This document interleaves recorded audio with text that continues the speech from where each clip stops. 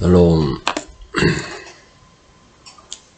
매일 예배 호세아 10장 1절에서 15절.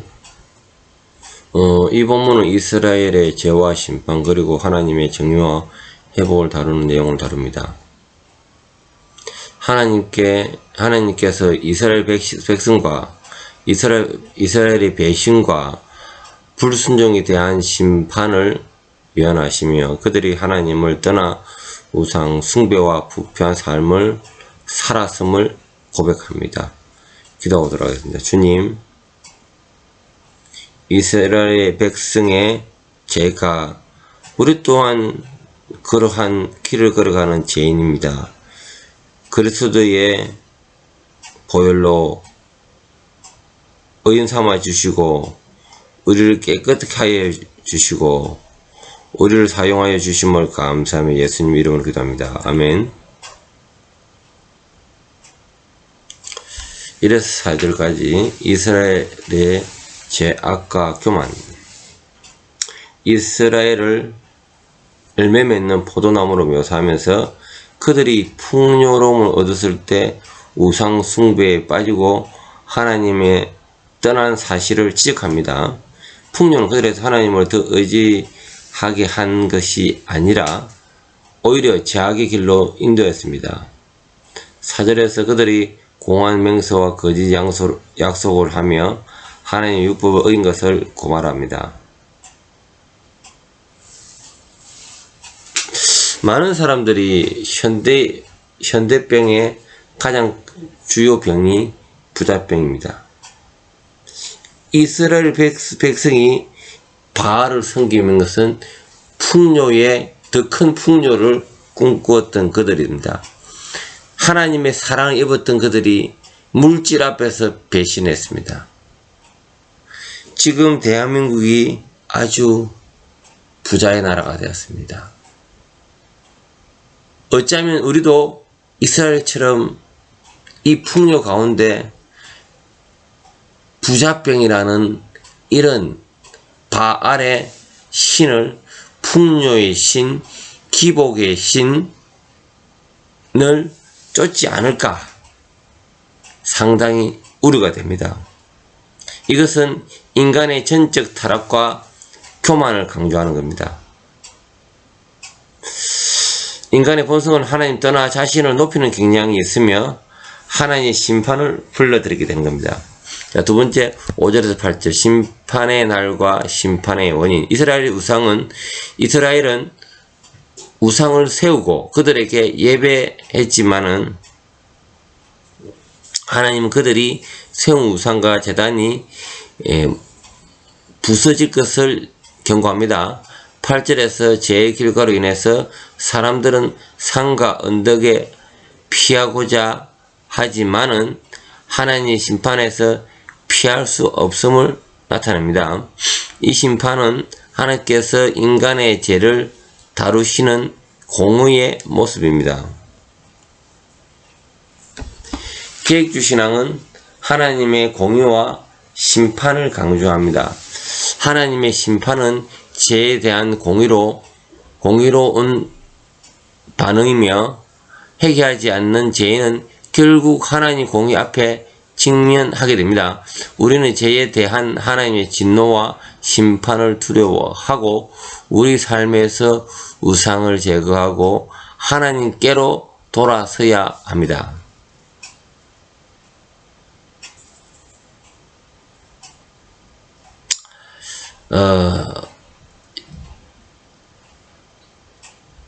우리가 물질로 인한 우상으로 인한 하나님을 멀리함으로 인한 하나님의 공의가 따른다는 겁니다. 하나님의 공의는 곧 심판이라는 겁니다. 그렇게 이스라엘 백성은 하나님을 배반하고 하나님의 진노와 노하심을 산 겁니다. 자, 우리 또한 이러한 우상에서 제거해서 하나님께 돌아가야 되지 않겠나 말씀을 전합니다. 자, 참된 회개와 회복의 필요성 9절에서 12절.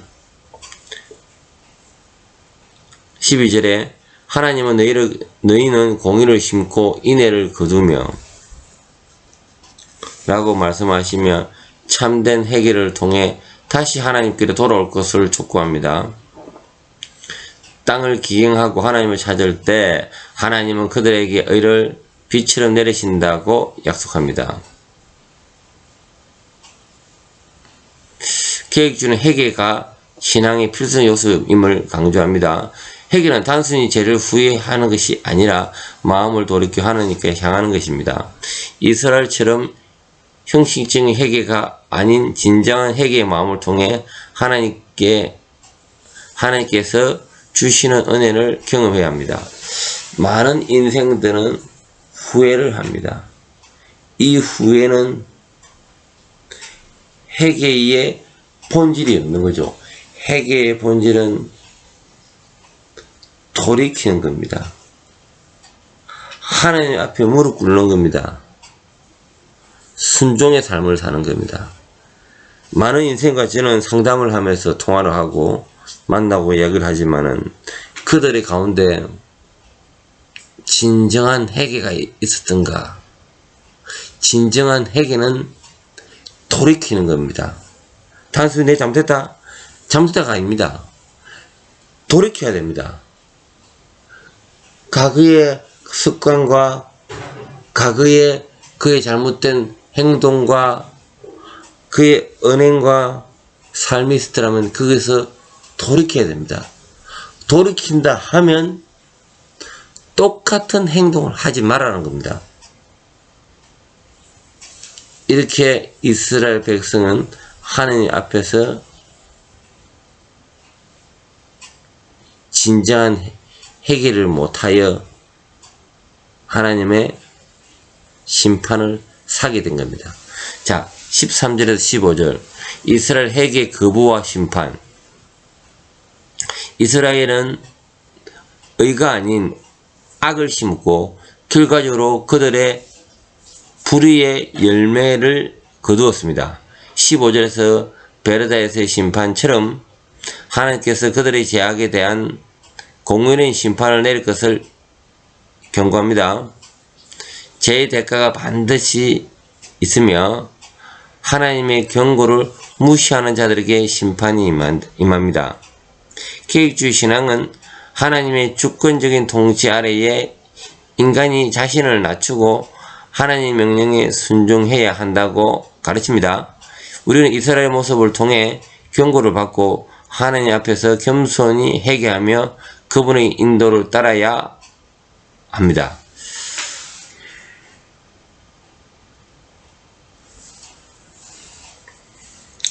많은 분들이 간과하시지 않아야 될 내용이 있습니다. 우리가 우리의 죄를 용서해달라고 주께 용서를 구할 때 용서를 받을 수 있습니다. 그러나 이 땅에 지은 죄의 대가는 반드시 있습니다. 다윗도 그에 대한 대가 지불을 하였습니다. 히스기야도 그에 대한 대가 지불을 하였습니다. 병을 고쳐서 하나님께 영광을 돌렸지만은 막판에 이웃나라 사람을 초대하여 자신의 하나님의 모든 은혜와 자신의 모든 국가적인 중요한 것들을 다 이웃나라에 다 공개해버렸습니다. 그로 인해서 그가 이웃나라에 그 다음 후대가 끌려가고 나라를 빼앗기는 사건이 나죠. 그래서 죄의 대가는 반드시 있다. 회개한다고 끝나는 것은 아니다. 우리가 죄에 대해서 용서를 주님께서 용서를 해주시겠지만은 죄에 대한 대가는 반드시 있다. 예를 들어서 우리가 살인을 한다. 살인을 하고 나면 용서를 구할 수 있어도, 예수 그리스도를 용서는 구할 수 있어도 그에 대한 대가 지불을 하는 겁니다. 자, 우리가 어떤 여성을 보고 음란을 품고 그 음란 행위를 한다. 우리가 기도하며 그 죄에 대해서 용서는 받을 수 있습니다. 그러나 그 죄의 대가는 반드시 있다는 겁니다. 그래서 우리가 늘 하나님을 두려워합니다. 두려워해야 합니다. 공의로운 하나시다. 무슨 하나님을 두려워해야 된다는 겁니다. 자, 기도 마치겠습니다. 주님 감사합니다. 오늘 이스라엘의 범죄로 인한 또 끝까지 하나님이 돌아오지 못한 그들을 볼 때 우리도 주 앞에서 많은 죄를 지었던 죄인입니다. 주님, 더 이상 죄에 가담하지 아니하고 돌이켜서 회개하여 하나님께 충성된 자가 되게 도와주시옵소서. 예수님 이름으로 기도합니다. 아멘.